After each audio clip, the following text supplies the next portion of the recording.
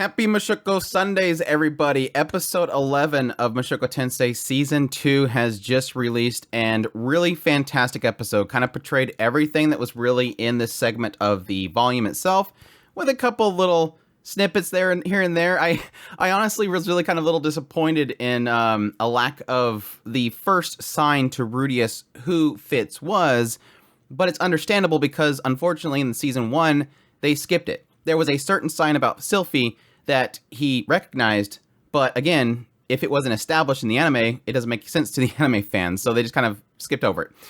That said, I am very curious if a certain publication is going to be a little bit outraged at this episode because, you know, technically, Fitz did force Rudeus to disclothe her under duress.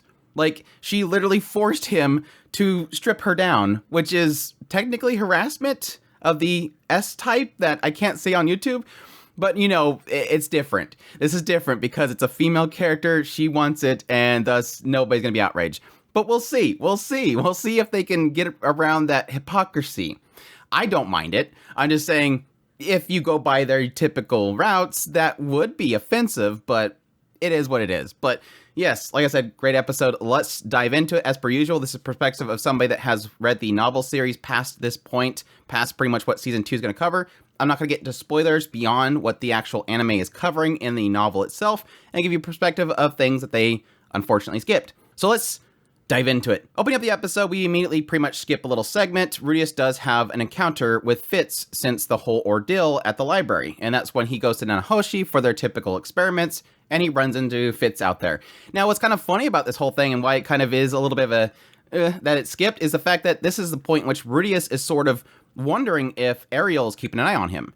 Yes, it's established at this point that Rudeus knows Fitz's secret, and so he believes that Ariel, understanding this, is having people keep an eye on him to make sure that he doesn't reveal the secret. Because again, as they've sort of implied with the anime, Fitz is this mysterious character that nobody knows his origins, and if Rudeus knows who Fitz is, that will ruin this image of Fitz being this mysterious boy that is super powerful. Instead, Rudeus can reveal that this Fitz is actually a girl, and he knows something about her. So Rudeus thinks that Fitz is there because she's keeping an eye on him. Make sure that he doesn't tell anybody. But yeah, it's funny that whole scene as they go in there with Nanahoshi and they're doing the experiments and it's super quiet because it's like awkward because of the whole situation.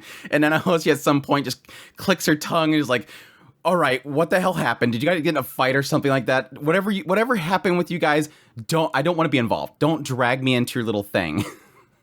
Again, because she just wants to get out of this world. She doesn't want to get stuck in their like love drama and stuff like that. But yes, following their whole experiments, Rudeus and Fitz are walking home, and yeah, at some point it does feel like Fitz wants to say something.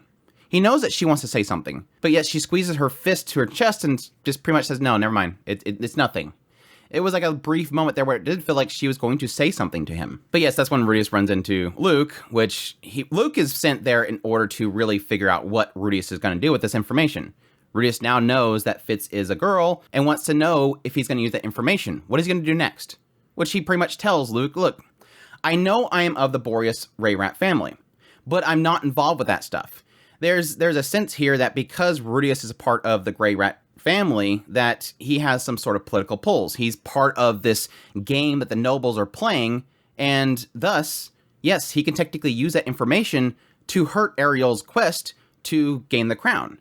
And so that's why Luke is there, to figure out what Rudeus is going to do with that information, which, yes, Rudeus is telling him, look, I don't want to make enemies of Ariel. Last thing I want to do is do that. I already told you guys before, I don't want to make enemies of her. I don't know anything about Fitz. I'm going to, like Luke says, you're going to play ignorance. But yes, that's when we have the meeting in the student council room. we got Ariel with the signature Neon Genesis Evangelion look. I really love this scene in the novel itself because it really does hit heavy on that aspect of Ariel just being sick of this. Like, all right, I'm done with this. Like, everything's kind of getting messy right now. Rudeus knows Fitz's secret, that it's a female, but at the same time doesn't know that it's Sylphie. They're like at this little breaking point where they can finally reveal this. Sylphie, you can finally reveal this. Do it. Like, do it. I made a huge kick out of this in Mushoku Mondays, my novel analysis, where I kept saying that it's like, this is her thing. Like, she says to somebody straight up, flat out, what do you want to do? Like, stop all this other stuff. What do you want to do? tell me, what do you want to do? And it just kind of pushes people into going, just tell me. And again, her charisma and stuff kind of just pulls things out of people. But yeah, she lays out everything that's happened. We had this incident, apparently some birds have been chirping that Fitz ran away from Rudeus screaming that she's a boy. But yet she does acknowledge right here that, yeah, Rudeus did say that he doesn't want to cause conflict. She says specifically in the novel, however, it seems that he has no plans to tell anybody about your secret. He claims to be frightened of antagonizing me. But given his skills, that seemed highly unlikely. I believe he's simply attempting to do right by a friend. Quite admirable, really. The question at this point is, what are you going to do? What she's really saying here is that she acknowledges that Rudeus is powerful. Again, everybody at the school and probably outside as well at this point, everybody knows that Rudeus defeated a Demon King. Defeated the Demon King Bodigadi with one spell. And so, yeah, at this point, she's saying, okay, Rudeus is saying that he doesn't want to antagonize me, that he's afraid of me, basically, but he's skilled enough that he could probably take me out. Like, she's acknowledging fully that Rudeus is so powerful that he probably could defeat her if he wanted to. But still, she knows Rudeus is doing right by Fitz. Right by his friend. And this whole dithering thing, like, I'm sick of this dithering. I think it's about time you got the courage to tell him who you are. But this is interesting because this is the point, again, as I mentioned before, Fitz this entire time in the novel has been a separate person. And Refugin, the author, was constantly trying to create this question mark if Sylphie is Fitz. It's been that mystery this whole time. And this, in the novel, is the point in which Refugin finally has it go, yes, Fitz was, in fact, Sylphie. This is the big reveal that, unfortunately, anime fans don't get because they revealed it in episode 0. But yeah, this is the point in which Ariel says to Fitz, what are you going to do, Fitz? Or rather, Sylphie. And that's the point in which Fitz takes off the glasses, and that familiar face is the girl from Buena Village, Rudeus' friend, Sylphie. But this is really great because this is the moment where we really get a sense of the relationship between Ariel and Sylphie. She wants Sylphie to reveal herself to Rudeus because she knows that Sylphie loves Rudeus. But Sylphie believes this is impossible. The first reason that she's afraid that Rudeus had forgotten her, which that's the one that we already know. But the second was that she was afraid because she cared about her friends that were in front of her. Ariel, Luke, these people that she's been around for a long time. She knew that if she became in a relationship with Rudeus, revealed who she was, she would have to part ways with Ariel, and thus betray Luke. For this, she kept silent this whole time. Ariel acknowledged that she has been protecting her for a long time. Every assassination attempt at the palace, all the attacks during their trips, all the way through the Red Worm's upper jaw, all the way up to the university. But still, Sylphie, despite having saved Ariel's life so many times and how much of a debt that is unpayable, Sylphie believed that she owed the princess more. Ariel found her at a point where she had nothing, and she helped her out. Ariel claimed that she did it to repay the debts, claiming that she was simply manipulating Sylphie, using Sylphie. I wasn't helping you, I was using you to protect me. But Sylphie knows that's a lie. You weren't manipulating me. I wanted to help you because we're friends. Which in reverse, Ariel says the same thing. That's true. And I had the very same reasons. I like to help you now because we're friends. Ariel knew Sylphie was holding herself back for her sake, wanted to help her as a friend. She didn't want Sylphie to hold herself back from her goal because of her. If Sylphie wanted something, she wanted her to leave her and go prioritize it. This is a really great segment because it gives that sense of like, is Ariel using Fitz? Is Ariel manipulating Sylphie? But in several extra chapters up until this point, we get that sense that Sylphie knows that that's what Ariel does. Ariel has this charisma about her that she can manipulate people. She can control people and use them for her own benefit. She's got this kind of siren's voice, like she's able to tantalize people's ears to the point that they'll do things for her. And Sylphie knew this. And even when she agreed to have Rudeus brought to the university, she knew that eventually Ariel would go whisper those same words into Rudeus's ears and he would follow her. Sylphie honestly didn't want that. She didn't want Rudeus to follow Ariel like that. There's a little bit of jealousy in there, but yes, it's that aspect that she has seen how many times Ariel has controlled people before. This is that point where we're finally establishing right here, mostly from Sylphie's perspective, no, I was never used by Ariel. I wanted to help Ariel. I wanted to protect Ariel. She is my friend, first and foremost. She never made an oath to Ariel. Luke has. Luke swore an oath and everything to Ariel. Sylphie's different. She's never done that. They never had some ceremony at the palace going, okay, you're now a knight of Ariel. so that she can easily walk away. She can walk away from Ariel at any point. She's doing this because she loves Ariel. Ariel is her friend. The other side is, yes, technically right here, it does feel like Ariel is pushing Sylphie away, saying, go pursue your dreams. But there's still a question mark in my head, even at this point. Is that true? I believe that Ariel does see Sylphie as a friend, but is this all a part of her plan? Does she want to push Sylphie because it's the best way to get Rudeus to be at her side? It's still like an ongoing question mark, and I'm not going to really get into anything further than that at this point because this is the question mark that we have. But yes, Sylphie doesn't want to do anything right here because she is afraid that she's going to betray Ariel. But Ariel replied that the reverse was true as well. She didn't want to betray Sylphie's feelings. But yes, she pushes her again, which is the point. Sylphie reveals that, yes, I want to be with Rudeus. That's the thing that she wants to do right now. Ariel accepted this, said it was very well spoken. Luke at the same time agrees, but at the same time he has a little bit of a conflict there, but he trusts Ariel's decision here. So they have a meeting to decide what they're going to do. This is the big question mark, is what is their plan going to be? Which is a couple of segments in here that they kind of glossed over, which I did have a lot of kick out of when I read. The main thing here is that Ariel puts herself in Rudeus' shoes. Realizing that Rudeus has not remembered Sylphie, she wondered if there was any attendance in the past 8 years that she had forgotten. And she recalls one person, Lilia. Yes, Lilia, who is part of the Grey Rat family. Yes, Lilia was a servant of the court when she was very young. She couldn't remember Lilia very clearly, but she did remember that she had fought off an assassin. And for those that don't remember, I don't remember if they really mentioned it at all in the anime itself, but yes, at some point, long time ago, Lilia was a part of this sword training hall that her father ran. Paul came in there, deflowered her, forced himself upon her. Then she pretty much was sent off by her father to the palace for another job because he knew that he feared men, thus she wasn't going to get married and thus wasn't going to have somebody take over the hall. And yes, while she was there, she fended off an assassin and got injured, and that's why she eventually led to getting to Paul and Zenith's home. So it was kind of one of those funny moments where we finally get that little insight that, you know, possibly Lilia had saved Ariel at some point or saved somebody else and Ariel was there. It's kind of vague in that regard. But yeah, honing in on a memory that Sylphie has, the first thing that she brings up is that, yes, she was bullied when she was younger. Now, the interesting thing here is that it hasn't really indicated in the anime, but Luke and Ariel do not know that Sylphie had green hair when she was in Buena Village. So when she's recounting this memory between the two of them that was so impactful, this idea that Rudeus saved her from bullies, she doesn't want to tell them the reason that she was bullied, which is because she had green hair.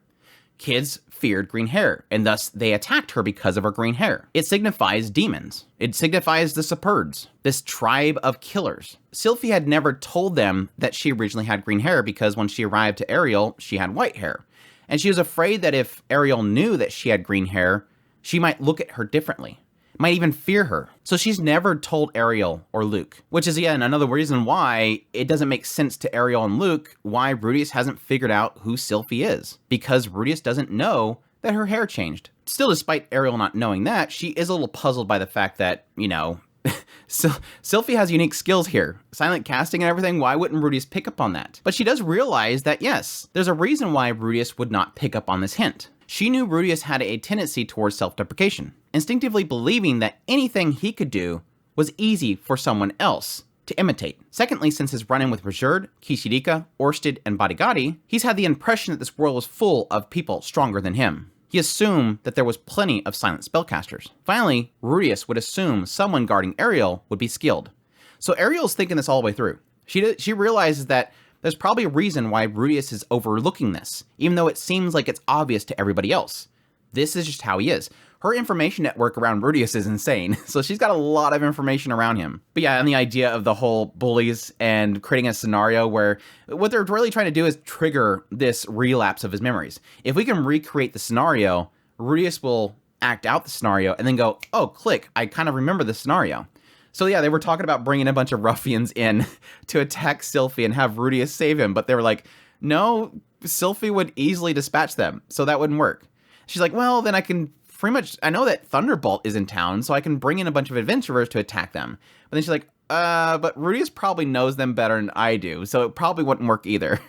There's like all these little plans that play out that it's like, technically Rudeus has a better information network than even her when it comes to adventurers. And that's when we bring up the other memory scenario, which is, yes, Rudeus pulling down Sylphie's underwear when she was younger. Which was funny because in the novel, at some point when it gets a little more detailed as to what exactly happened, Ariel looks over to Luke and Luke kind of covers his ears. But it was still funny in the anime, just having those looks they give as it kind of gets worse and worse, and they're just kind of going, "Oh yeah, that's a lovely story." It was still kind of funny in the end, even though it was a little bit changed. So with the plan in mind, okay, they're gonna do the declothing thing. That's their plan. They're gonna do with. But at that point, Ariel wants to make sure that Sylphie is on board. She knows fully well that if she doesn't follow through with this, it's gonna be a failure. She doesn't want Sylphie to back out again. She doesn't want her dither anymore. So she questions her. What does being with Rudeus mean to you? And I have to admit, the anime portrayed the scene okay. It didn't really play as well in my head that when I read the novel, I got a huge kick out of this segment in the novel. It's this whole play out of what essentially is happening here. In the anime, it kind of just plays heavy on the whole idea of like, how many children do you want to put in me? And she starts giggling and grabbing things, and it's silly and all that kind of stuff. But what the novel is really trying to portray here is that Sylphie is playing out her life with Rudeus as pretty much the life of Zenith and Paul. You'll get the sense several times throughout the series that, even up to this point, that a lot of people around Rudeus seen Paul and Zenith's life as parents as being the ideal family. It was why Roxy in the first place sought out to actually go save his family. She seen that family as her ideal family because she believed that her family was broken. Her family wasn't normal. She couldn't get a sense of what love between married couples was because she never knew what her parents were saying because she could not hear their thoughts. She couldn't communicate like the other Magurdians. That's the same for Sylphie. She sees Zenith and Paul as the ideal parents. And so the scenario that she's playing in her head right here is literally them two. They're in Buena Village. They, live together. They go out to work and everything. She kind of assumes that Rudeus, for some reason, is working for Ariel. So he leaves with his lunchbox to go work for Ariel. She gives a hug and everything. At the end of the day, they come back together. He creates figurines while she's cooking food. Then eventually they go up to bed together. It's a goofy little segment there. And then eventually Ariel snaps her out of it. But additionally, Ariel wants to push Sylphie. She doesn't want to know what their dreams are. She knows that Sylphie is always thinking about these kind of things, probably in her bed. And the best way to do that is Ariel proposes that she realize what would happen if she doesn't follow through with this, and Rudeus finds somebody else.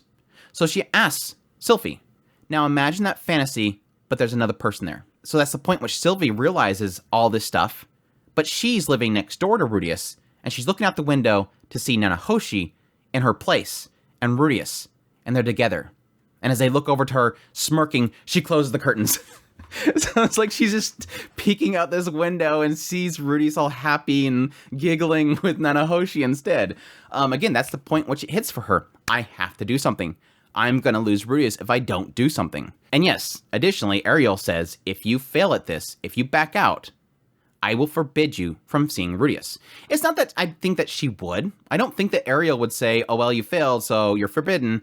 No, this is literally her going, I need to push this girl, so I'm going to tell her failure is not an option, even though she probably wouldn't forbid her. But yeah, it's silly. It was just a little bit weird. I think the anime got it portrayed a little bit weird, but it's goofy, it's silly. The girls in love. But cutting to the cafeteria, this is interesting. As Sylphie first arrives in the cafeteria, in the novel, she notes the fact that Ariel often scoffed the nobles who would mock commoners, beastfolk, and demons. Ariel knew fairly well that in the past, humans were nearly defeated by such people they were mocking. Kind of gives you a sense of how Ariel does see things a lot more broad than most people do. She doesn't stick to a lot of those formalities of powers and everything that most people have. Again, technically, she's from a kingdom where most people only care about the people of higher powers. That's how she was trying to take over the throne, was to find the commoners, the people that were outside, the lower nobles that nobody cared about. Power by numbers, basically. Capturing the common folk, capturing the soldiers. But as Sylphie approaches, Rudeus is having this long conversation with Bodigadi about how he wants to make a figurine of the Empress Kishirika, his fiancée. He wanted to enshrine her in her current form, which is this smaller stature, until she grows back into her mature self. Bodigadi's seen the logic in this, but Kishirika was prone to getting herself killed again soon enough. kind of implying this idea that Kishidiga gets killed a bunch and gets reset all the time. Rudeus also offered the idea of doing different figurines of different scales of her, like her when she's in the smaller stature and when she's in her bigger stature. But Bodyguardi figures that he wouldn't live long enough to see them all. But Bodyguardi could assist him by passing down his technique over generations. Like this idea that he wants to pass on what Rudeus is doing in order to create these to multiple generations so that they can keep making different versions of her. Rudeus' goals was connections, and Bodyguardi putting in a good word for him. As Rudeus fired off his usual evil smile, this was nostalgic to Sylphie. He hadn't changed. Someone smiled like him at the royal court as well. Minister Darius, their mortal enemy. But it's interesting to note here that Darius never made her flinch. She figured this clever smile was just something that came with a clever person. But no, Sylphie figured that the idea of Rudeus roping in this Demon King with this whole project meant that he was very passionate about it. It's just a side gig in order to make money. Technically to help Richard as well, let's not forget that. But yeah, this was funny. I absolutely got a massive kick out of this scene. I think the anime really portrayed it well. This idea of Fitz pulling Rudeus off the side and telling about this whole situation with Ariel with this other noble and how they were talking about their servants did this whole task of getting this flower with very few people. At the same time, you know, because she wanted to prove herself, they got in this big argument back and forth, and eventually now Ariel needs to prove that Fitz is even more talented. It's a goofy little scenario they kind of created, and it's interesting because it shows how clever Ariel is in the idea of how well she thought this out. Because the moment that Fitz is recommending this idea of this flower, immediately Rudeus knows which flower it is. So Sylphie in her own mind's going, well, crap, I'm glad that we did our research here because Rudeus knows exactly what I'm talking about. But it was cute because every single scenario that she's presenting, Rudeus is thinking up a different plan. Well, okay, well, I'll just have an adventurer go get it for you and we'll pay a decent price for it. No, I need to do it myself. Okay, well, then I'll have Step Leader go in before us and they can clear things out. No, I have to do it myself. They figured that out. That'll be a problem. She's kind of impressed that in the end, this is like a very taxing thing for her to get Rudeus to agree to because he had all these great ideas to counter what she needed to do. He was quick on his feet in order to give her options, even though in the end, all she wanted to do was just to drag Rudeus out there. It's cute. Yeah, I like it. But yes, they go to the Forest of Hail. 3 days trip north of Shariah at the border of Basharant. She thanks him for helping her out and planning everything out. He's an adventurer, so obviously he's very well planned. At the same time, she's kind of curious if she's going to have to pay him for all this. And she realized very quickly, you know, I don't know if I have enough money to pay for a king tier magician for a job. Which, yes, immediately drives her mind into the thought about him possibly being up on the market, but naked. Do you remember that market back there where they got Julie? Yeah, she imagines right here Rudeus up on that stage and immediately starts blushing. This idea of buying him for the market. You get a lot of sense from the side stories of how thirsty Sylphie is for Rudeus. I love the fact that they actually did portray Rudeus kind of melting the snow and going through it. This is something that they've portrayed several times in his time in the North. This idea that every time he goes out into these fields or whatever, he kind of used his fire magic to melt the ice to clear a path for himself. Knowing specifically that he's doing it in a way that doesn't create a bunch of steam that would attract monsters. And Sylphie even tries to do it herself, but she couldn't really get the hang of it. And this is the point where she wants to try out his staff. Secret reasons why she wants to do that. Yes, there's a little bit more information here in the novels, and the idea that she tells him that, yeah, they only equip me with this commoner's rod. She notes the fact that Rudeus doesn't recognize the wand as being the one that he gave her back in Buena Village, but she does acknowledge that this wand is very common.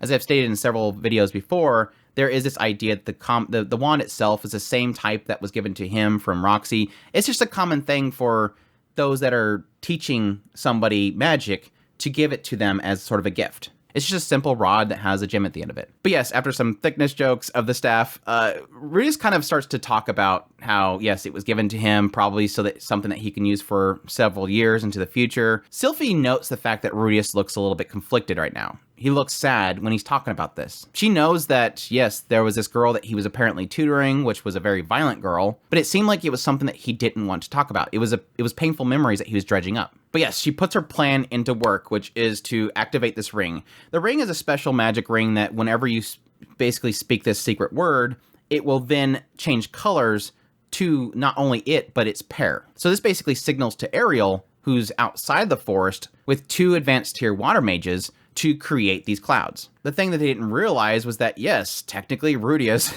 is saint level, and so they're not going to be able to withstand him. So the idea was to get his staff away from him, that way that couldn't amplify his magic as well. But it still wasn't enough, and so that's why Sylphie has to use the staff and try to stop it from being spread away. And she realized very quickly right then, this staff is amplifying her magic significantly, which, yes, forces them to have to go hide away in the cave. Now, here again is kind of emphasizing heavily on the thing that I was getting to at the very beginning. Rudeus being a little suspicious as to what this whole situation is. In Rudeus's mind, he's of two minds here. It seems like possibly this noble person that Ariel is competing with might possibly be trying to sabotage Fitz's attempt to get this flower. So there's a side of him that thinks it's possibly that, but there's also another side that he's wondering if possibly Fitz is bringing him out there to kill him. Again, he suspects this idea that he knows this secret about Fitz, this mysterious character that is protecting Ariel, and that Ariel might want him dead. But he pushes this thought away because Fitz has had plenty of opportunities up until this point to assassinate him if she wanted to. So he's wondering at this point, what's going on? If these two options are probably not likely, like, yeah, I guess technically a noble could be doing that, and yeah, technically they could be wanting me dead, but he's had opportunities, why would it matter? But yes, that aside, they have to disclothe, he's getting his clothes off, he's wondering if he should take his underwear off in front of Fitz, because again, he knows that Fitz is a female. But yes, Fitz doesn't want to disclothe. And he makes up this idea that, yeah, technically I heard from a friend, Elise or something like that, that it's taboo for other races to see elves naked, which is totally a lie. He completely made that up because he knows that's not true, because Elise is not clothed in front of a lot of people. But despite giving so many opportunities, you know, like I'm gonna go outside, I can create a little shelter for you, I'll look away, Fitz doesn't want to take their clothes off, forcing him to have to take them off for him. Because again, this is what Sylphie wants him to do. That's the whole plan. We're recreating that whole scenario that happened way back in Buena Village. When they got caught in the rain, they went home, and Rudeus thought that it was a boy, and went to take off the clothes, and realized, oh crap, this is it. They're trying to create that same scenario. So they're trying to force him to take everything off. There's a little bit more detail in the novels that's obviously taken out from the adaptation, because they don't want to get too explicit here, so keep that in mind. I'll have some choice use of words so it's not too explicit. But she started off by calling him Rudy, and that familiar nickname triggered an old memory from his mind to start to rise up. As he peeled off her shirt, his little boy started to lift up into a salute. He fought against the urges of pushing her down right then. Reaching down to her pants, he had a memory of back when he was about 5 to 6 years old. Taking the pants down, he swallowed loudly to find nothing protruding between her legs. At that point where he pulls it down and goes, oh, good, okay. There's nothing sticking out there. He was right. It's a girl. Now, here's the big sad for me, because I was super happy at this point in the novel. This was like the highlight of this chapter for me when I read it, because it was one of those points where you're like, yes, I remember that too, and that technically makes sense. He removed her gloves. He recognized the hand. This is actually the point which Rudeus, everything clicks actually. Taking off the glove, he recognized the hand. There was an old scar there. How did that scar get there? Right. She stuck her hand into a stove once and burned herself. Right here, he's already connecting. Oh yeah, I remember that scar. That's when you burn yourself back a long time ago, right? He's recalling memories of Sylphie right here. He remembers that's why she struggled to learn fire magic. And I'll get more into how this is important later on. I'll leave that at the very end. There's this aspect of affinity schools, and it was something that was established a long time ago. And this is Rudeus remembering all that. He's remembering those memories of talking about affinity schools with Sylphie. But yes, she looked down at his tent. Fitz was a miracle worker. And that's when she said there was one thing left. And he knew that she wasn't talking about the pantsu. He knew that she was talking about her glasses. The one thing that covered her eyes and clouded her face, basically. And taking that off, he's seen the face that he was expecting to see. It was Sylphie. She had grown more beautiful than he imagined. That's when he asked her, are you by chance Sylphiette? And then she cries like a crybaby. He says, just like back then in Buena Village, she's still a crybaby. It's super cute. She waited so long. She's basically spent her whole time in Buena Village trying to get stronger, trying to get better. And then she says, specifically, please don't leave me again. That was the main, punchline at the end there. Don't leave me again.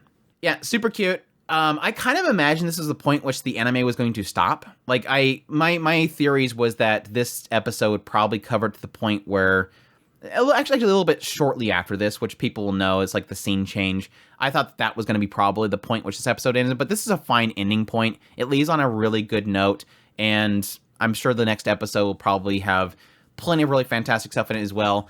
There's a lot of curiosity as to if the extra chapter will be at the end of the next episode, which I think would be really fantastic, but we'll see. Really cool scene, though. Really adorable. They really nailed... I think the jacket version of Fitz was super cute. I think, as like everything else aside, I think Sylphie in the jacket was super cute. I think she looks super cute in that jacket.